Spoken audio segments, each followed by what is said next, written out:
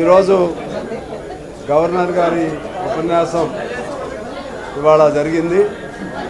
ఆ గవర్నర్ గారి ప్రసంగంలో నాకు తెలిసి కొత్తగా తెలంగాణకు కేంద్రం నుంచి ఏమిస్తున్నారు అనేది పొరపాటును కూడా ప్రస్తావన లేదు.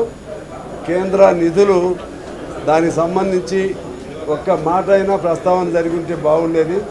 ఇవాళ తెలంగాణ రాష్ట్రం అనేక అప్పుల్లో ఉంది.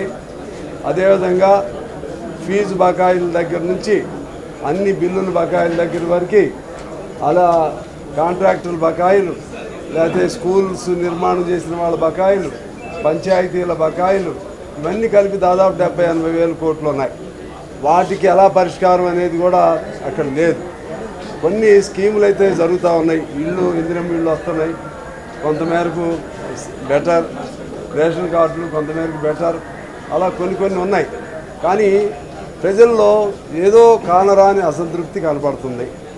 ఆ కానరాని అసంతృప్తి ఏమిటో ప్రభుత్వం దాన్ని జాగ్రత్తగా అబ్జర్వ్ చేసి ఆ అసంతృప్తిని లేకుండా ఎలా చేయాలో కూడా ఆలోచన చేయాలి. వాళ్ళ కృషి వాళ్ళు చేస్తున్నప్పటికీ కూడా ఆర్థికంగా ఇవాళ తెలంగాణ రాష్ట్రంలో పెద్ద పథకాలకైతే ఖర్చు పెడుతున్నారు. కిందకి వెళ్ళినప్పుడు ఆ డబ్బు సామాన్యులకు అందట్లేదు.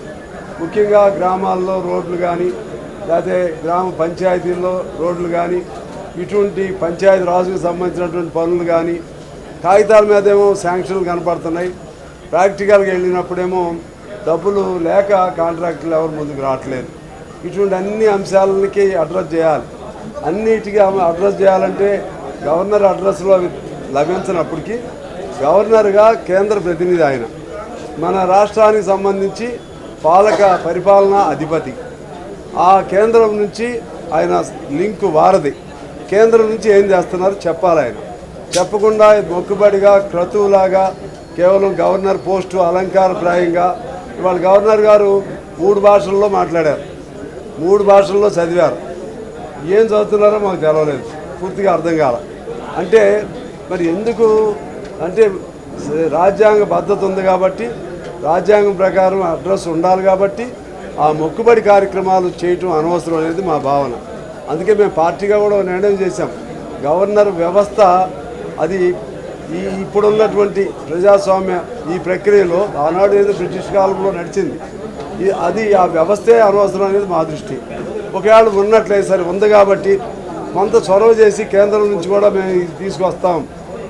నా ప్రభుత్వం అని చెప్తున్నాడు. ఇక్కడ నీ ప్రభుత్వానికి నిన్ను ప్రతినిధిగా ఇక్కడ పెట్టినటువంటి ఇంకా నీ పెద్ద ప్రభుత్వం ఉంది కేంద్రం, దాని నుంచి నువ్వు ఏం తీసుకొస్తున్నావు అది కూడా మెన్షన్ చేసి ఉంటే బాగుండేది.